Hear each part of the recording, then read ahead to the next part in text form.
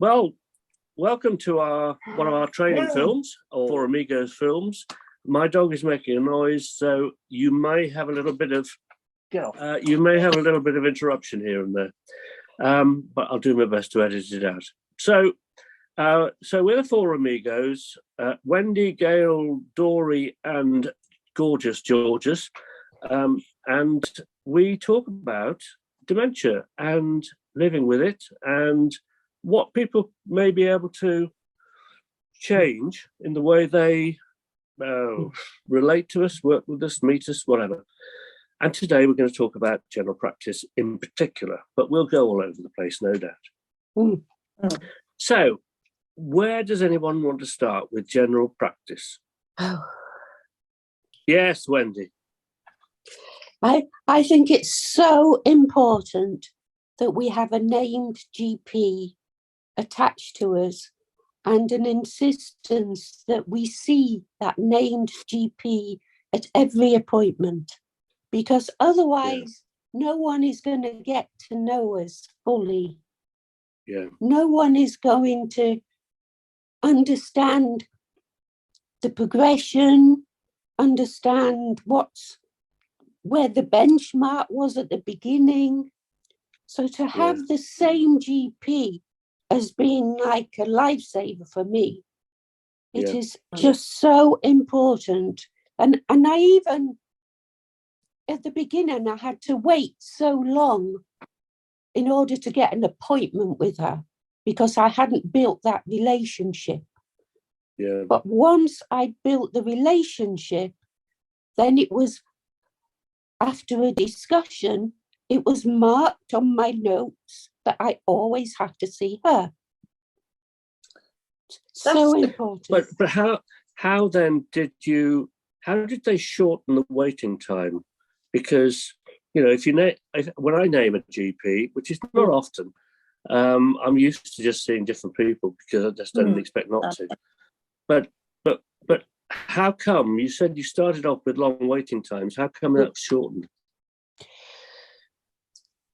Because they've allowed me to email her. Uh-huh.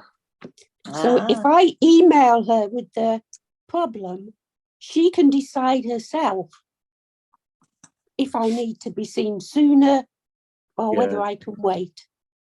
Yeah, i.e. within a week or after 48 weeks. I've never ever had to do that. I've never had to do that. Yeah. What about the other two? Yeah, Dory. I never see the same one. And when I've asked if I could see the same one, I'd have to wait over a month to get an appointment to see that one. Yeah.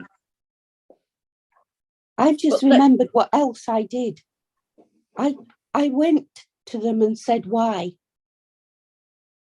it was so important. Yeah. Because they couldn't see the reasoning, you know, well, one doctor's the same as another type thing. But they're not when you want some continuity. But why is continuity important? I mean, for us rather than anybody else. Or maybe it's important for everybody. For me, it means that I spend less time explaining myself at the beginning. So I have more of an appointment. Yeah. We have a routine where I take my book along with the questions why I'm there, and she writes the answers in underneath. So we're not wasting time. You actually talk during this? Do you actually talk to each other, or do you just write notes to each other? So much. But we have that routine that makes the most of the appointment. Because they're all rushed. They're all overbooked and goodness knows what. So if you've got to spend time at the beginning thinking of how you're going to explain yourself and you start from a different place, don't you, if it's with someone who doesn't already appreciate it. That's it. Well, Gail, what about you? How do you find this?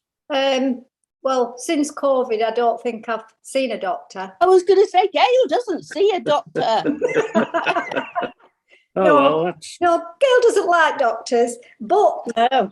having said that, the only time that I do see him is when, like last week, I got my letter through for the DVLA to go and have a checkup with my doctor. Oh. So I've been in this morning, and because I couldn't get through on the phone to make an appointment, so I went in and asked if I could make an appointment. Nobody seemed to know what this DVLA was. Yes, and why I had to have one. And then another lady turned up and said, "Oh, just book an appointment." And then came back 5 minutes later and said, "Do you pay for this?" And I said, "No, I don't pay for it." And she said, "Well, some are paid for." I said, "This is because I have dementia." I was wearing my sunflower lanyard at the time, and it is on my notes that I have dementia. Anyway, the appointment has been made, but that is the only time I get to see my doctor. Any other time, it's a telephone or somebody else. Yeah.